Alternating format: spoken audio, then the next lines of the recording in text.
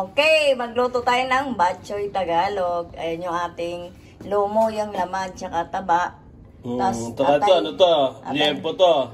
ito. Atay ng baboy. Asay niya, kung gusto niya nalagyan ng atay ng baboy, pwede rin puro baboy na lang. Tapos lumo, paminta. Tapos may ang natin, dugo. Dugo ng manok yan. Dugo ng manok, kaya dati puro baboy, di ba? Oo. Kaya ngayon, ginamit natin is dugo ng manok. Ayan, para hindi ganang malasa daw to. Tsaka yan yung bawang, sibuyas, at saka siling panigang, kinchay, luya. Maraming luya. Miswa. Siyempre hindi mawala dyan yung mantika natin. Miswa, siyempre. Miswa lang. Ano naman, yun lang. Miswa. Tapos sa inyo to, optional to. Lagyan nyo ng nor, baboy. Ito rin bawang, optional to. Iba kasi naglalagay ng luya, sibuyas, wala ng bawang. Pero mas maganda, mayroong bawang na konti. Yun lang. Umpisa natin mag-gisa, mga idol. Okay, mag-umpisa na tayo mag-gisa ng luya. Ayan, si Mapa Cooking at saka si Papa ang magluluto. Ayan, atay natin siya mag-brown ng konti bago natin lagay yung ating baboy para mas mabango. Okay, pag brown na, tsaka natin lagay yung baboy natin. Maghahalo na tayo luya. Okay, medyo brown na yung ating luya.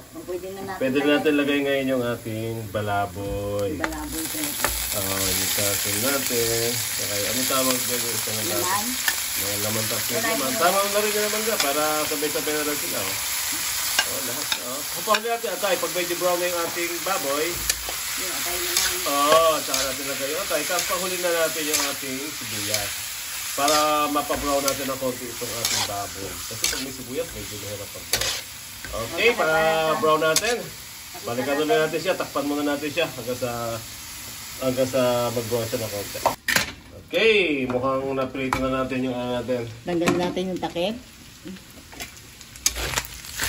Ayan, nag-brown na siya. Okay, lagyan na natin ngayon yung ating atay para mag-prito rin naman siya ng konti. Para mawala yung lasa.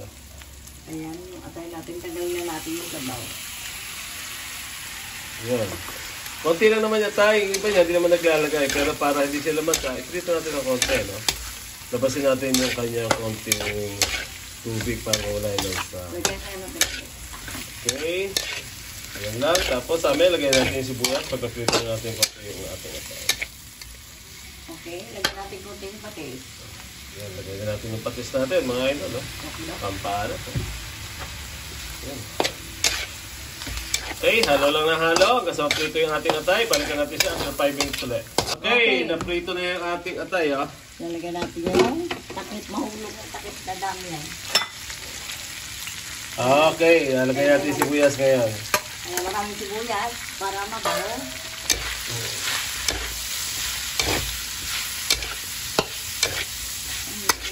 Ayan, makuha lang ng konti, ang sibuyas natin. Hindi natin kailangan masyadong yung gising-gisa.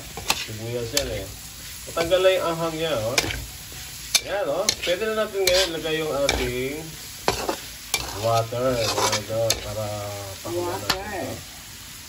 Ayan, malapit na mapuno ang chicken. Kung pumaya sa inyo kung anong daming sabaw gusto nyo sa batchoy Tagalog natin. Ayan. Konting halo, tapos takpan na lang ulit natin. Yung mga sibuyas yan, kala mo pero okay na yan. Para malasa. Parang kulang pa yung tubig kasi lalagyan pa natin siya ng miswa. Lalagyan din natin siya ng dugo. Pag kulo, lagyan natin yung dugo, Antayin lang natin kumulo, mga idol. Okay, kumulo na yung ating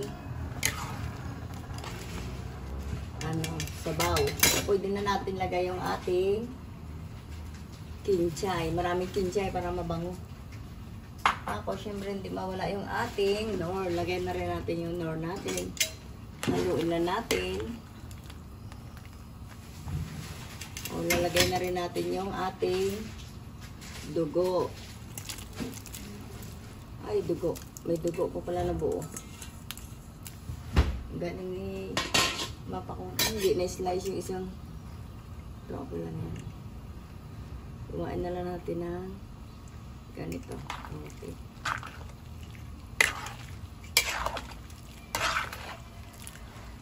Ganyan lang.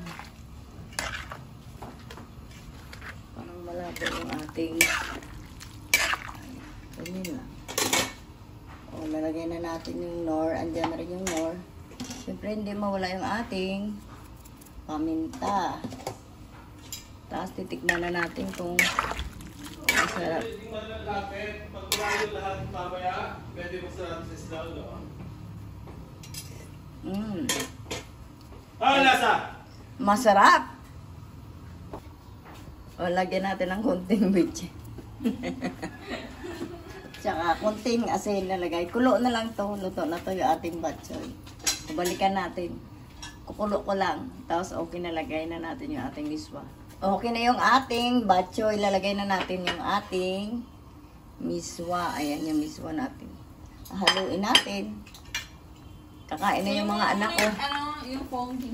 Yung mga anak ko gusto na kumain ng batchoy.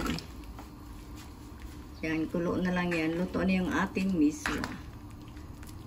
Miswang batchoy yan. Dalawang sili na lang lalagay natin. Kasi mahal ang sili. Lalagay ko sa paksiw. O, kainan na. Okay na yan. O, konting asin pa.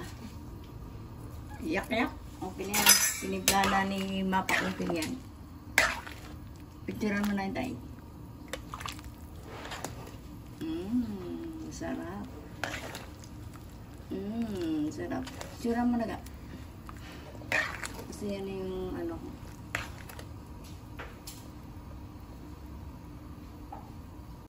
Like and subscribe.